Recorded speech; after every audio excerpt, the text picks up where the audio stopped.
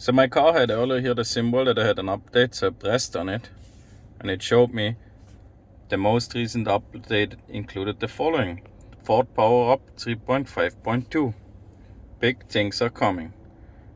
Alexa built in the road going version of Amazon's ever helpful assistant is coming to your vehicle soon. This update helps prepare your vehicle for Alexa built-in and another future improvements. Stay tuned because another download will arrive soon to complete the process. Because of its complexity, this update may take longer than usual, but we promise you it will be worth it. Ongoing updates like this help you the best possible version of your Mustang Mach electric vehicle. So sounds like some big stuff is coming. Interesting is I just picked up the car this morning from the dealer. They did not put up this update. It came over the air here, parking somewhere in the middle of nowhere.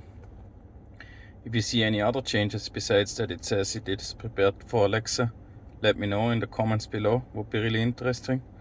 And thanks as always for watching. Please like the video and subscribe to my channel. Have a good day.